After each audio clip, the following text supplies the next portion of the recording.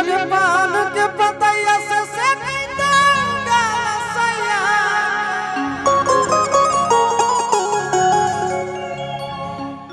और रातिया उतरत होगे जा।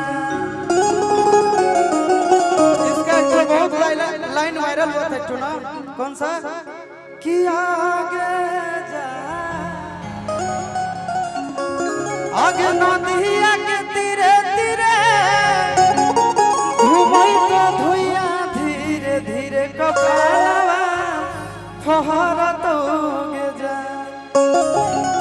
बहुत ही प्यारा गाना था और बहुत प्यार भी मिला। कहना है कि अगे पान के पतैया से सिकई तो गलसैया और रातिया उतरत होगे जा।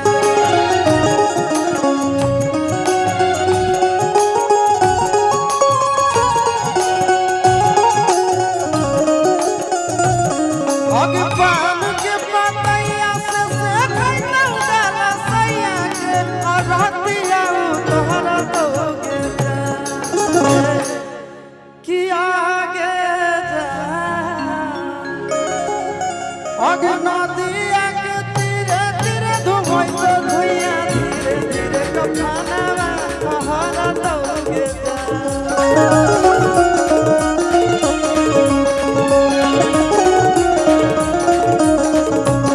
आगे नदिया के तीरे तीरे घूमई तो धुइया धीरे धीरे कपालवा फहरत होगे जा।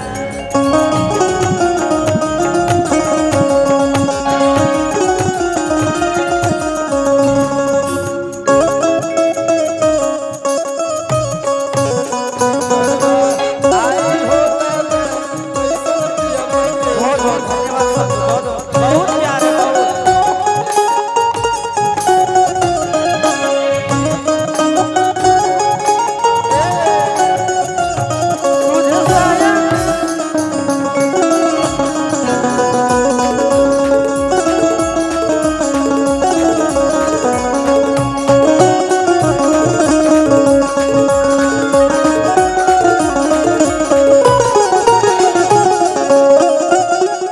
अच्छा। एक तो गाना मेरा था होली के बाद वो बजता है जो कि आप लोगों का प्यार है।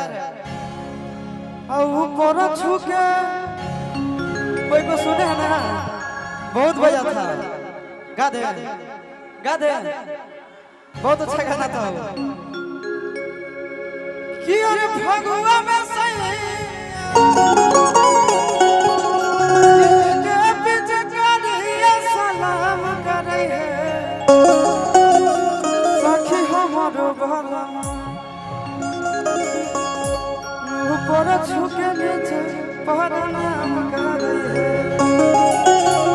ये भी गाना था ना, ये भी गाना सब कोई बोला लेकिन ऊपर झुके नीचे प्रणाम किसको किया था? जैसे कि हम लोग भौजाई को रंग लगाते हैं कि ना, इधर लगा के भौजी प्रणाम। लेकिन ये सब होली वेटर अभी छोड़ दीजिए अभी। लेकिन लेटेस्ट में एक और गाना अभी आप लोग वायरल कर रहे हैं कि सुटवा के न दे जोड़े जोड़े छोड़ा मेलवा घरबो तोरे जरे।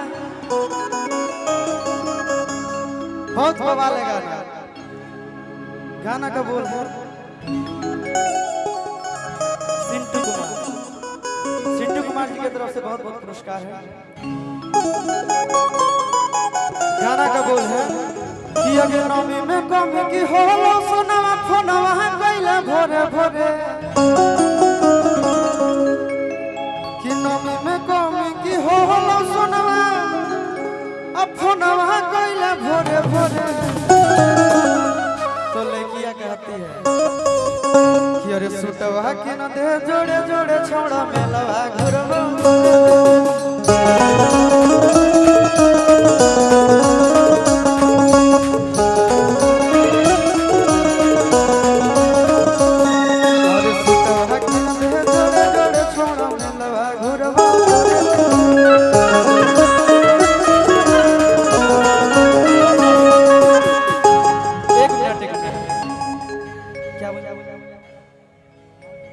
बादशाह म्यूजिक के तरफ से बहुत बहुत पुरस्कार रहा गई थी। बादशाह म्यूजिक का मन रहा था दो गाना हमने टपकाइए देंगे, है कि नहीं?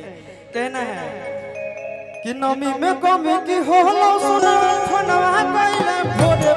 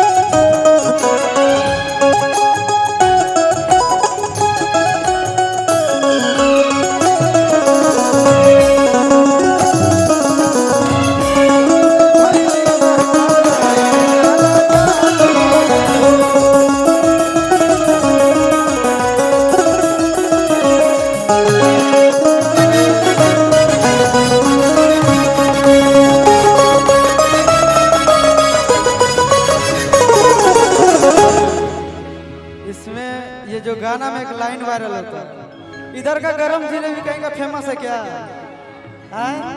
कहता था कि आगे की धर के नाम गरम जिलेबी तोरा पसंद की हो बोलेंगे बेबी।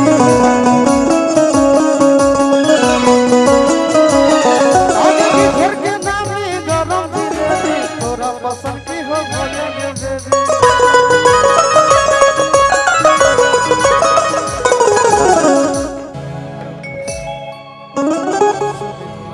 से बहुत बहुत पुरस्कार है भाई, धन्यवाद।